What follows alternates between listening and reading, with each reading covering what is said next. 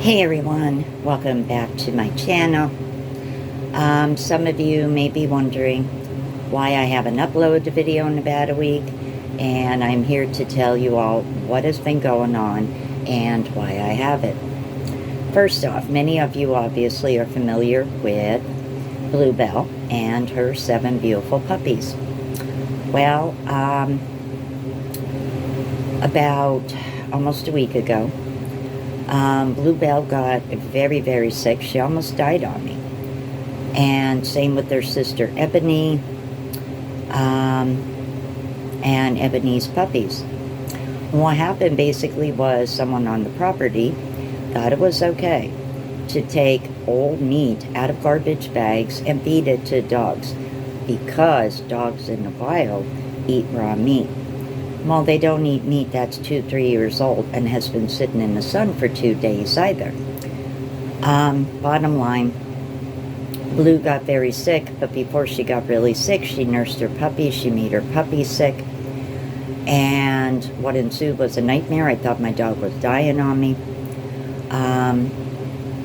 I had no choice but to surrender the puppies to a rescue for medical care. And it turns out that nothing legal could be done, because unfortunately there's not a law per se on the books about someone giving old food to animals. Now, I would think, in my sort of mind, my way of thinking, that something horrible like that would be considered at the very least animal cruelty, but I guess that is open to people's interpretation. I genuinely don't know. And so it was a rough few days, because Ronnie and I really missed these babies. We really did. I had a routine with them of like almost every 2 hours and cleaning them. And basically the puppies were getting dehydrated because their mom could not nurse them. And even though I was giving them Pedialyte, and even though I was, feeding them already puppy food and water, for some of the puppies it wasn't enough. They don't have the heartier appetite that some of their siblings do, and they still needed to have bottle supplement. So I'd gone out and I had bought puppy formula, but everything was too late. I had to basically relinquish them to a rescue, and the one puppy almost died, but they did save her, and she is doing fantastic. So yeah, it has been a hard couple of days. I haven't even uploaded anything on TikTok. I looked at the videos and it's sad. It really is sad. I miss them little guys. However, today I had a bit of a bright moment. A lady that volunteers with the rescue did send me a link to this rescue's Facebook. And I was able to see a picture of one of the puppies who was in the office hanging out with one of the staff. Looks great. His adorable, cute little self. And that made me feel good. That brightened my day tremendously. Something else that has been going on is, I believe that someone that I have been talking to, who I believe to have ties from my old hometown, may in fact have been some type of fisher, scammer, possibly a hacker. I don't really know what all. So yeah, I was dealing with this type of person. Somebody I was talking to for almost 2 months. Got really weird really quick. Do I call it a dating scam? I wouldn't say it's a dating scam. I would say it is someone, if it's even the person that, I assume I'm talking to. Could have been someone who hacked into this guy's Facebook. I don't know. I mean, I did report it to Facebook, but I don't know if they're going to look into it or not. But it's really sad when you, honest to gods, cannot trust anyone. And I mean absolutely anyone. Even Joe, who put in a bid for a house to work on and everything. Included me in it because the people wanted some deep cleaning done. Joe even told me that about 2 weeks ago he got scammed on his business page. Somebody supposedly wanted to hire him to do some handyman work, and they gave him a check. Now he told the bank, do not deposit the check, make sure this money is legit, that it's here. To which the bank told him everything was good to go. 48 hours later, they dock him $65 for cashing a bad check. So he's fighting with his bank right now to get that $65 back because, as he said, he did not deposit it. He gave it. He signed it, but gave it to the bank and said, I want to be sure before this is deposited that this is legitimate, and they assured him that they would check it out. They notified him that afternoon that everything was good to go and the money was there. Come to find out, 18 different checks by the same business rolled through this particular bank there in Florence, and apparently the checks were stolen from a business in Georgia that somebody used to work for. So Joe's fighting with his bank, and I was talking to somebody that got really weird, really quick. I mean, first off, you gotta understand, I have dealt with some kind of crazy dating scam shit in the past, okay? I had a Nigerian prince who wanted to send me like $35 million on a debit card, but I had to pay $175 to get the debit card. Then I had some barrister from over in the UK who wanted to send me a debit card. And again, I had to pay $150 for it. Then there was a gentleman I was talking to from Florida who supposedly got assaulted when he was over in Spain, which I did actually come to find out. He did actually get held up and robbed and assaulted in Spain. And so that might have been a legit one that I just wasn't taking no chances with. I don't know. To this guy, who his family had ties to my old hometown, Hazleton.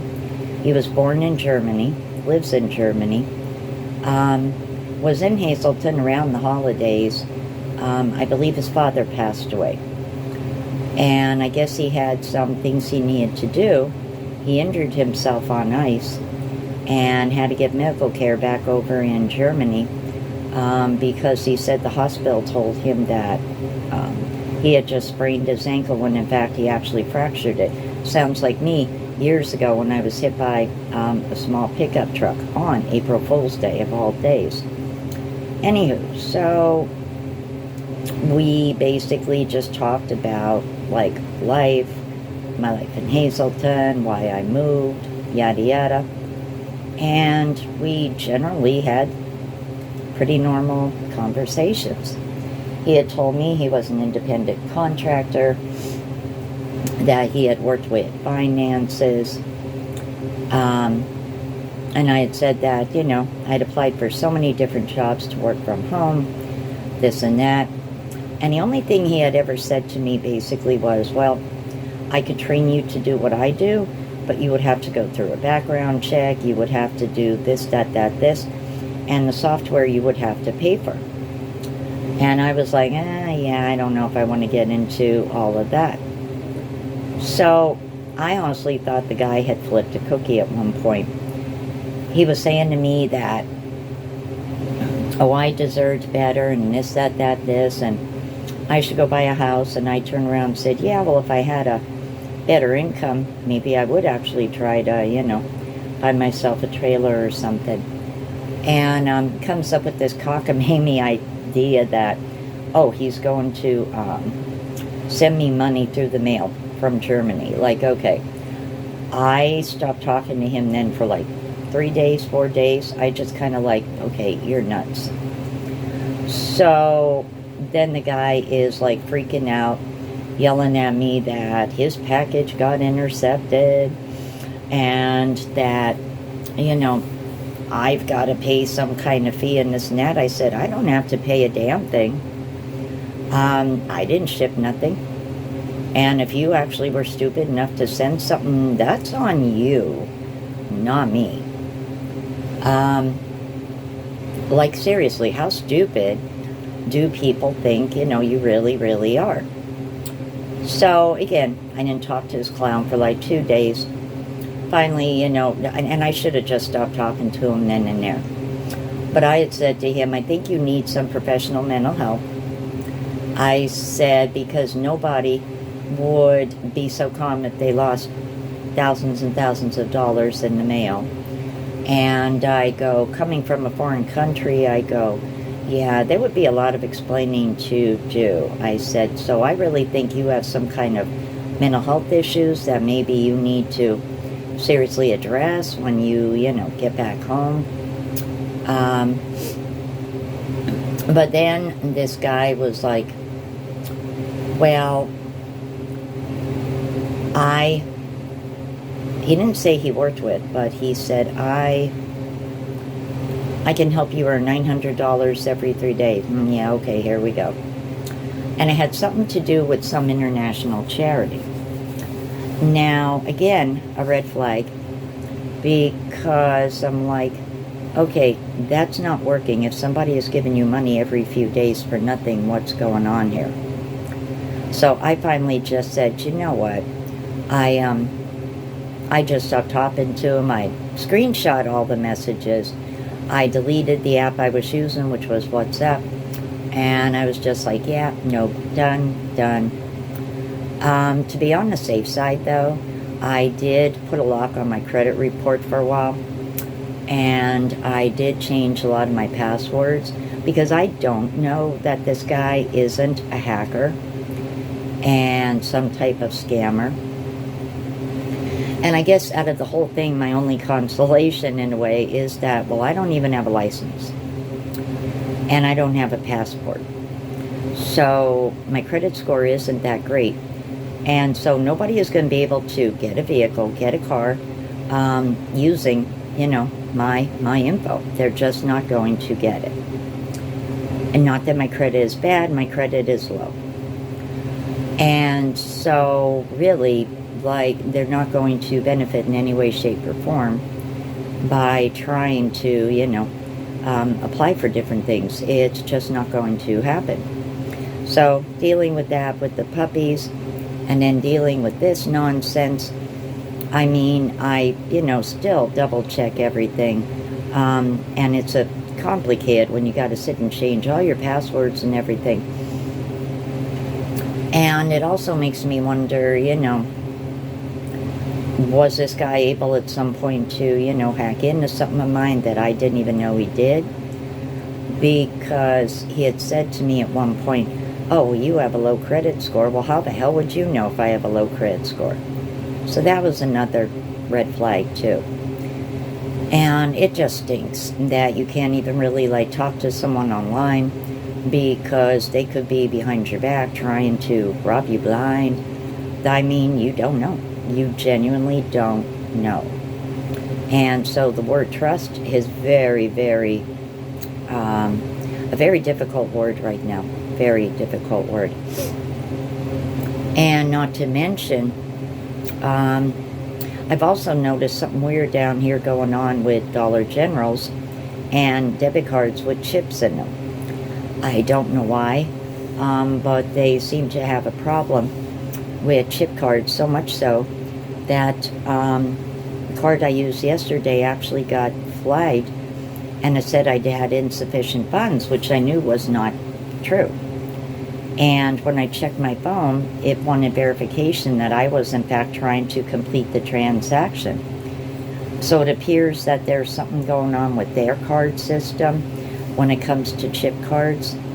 And I don't know if maybe somebody has skimmers on them, or who knows what.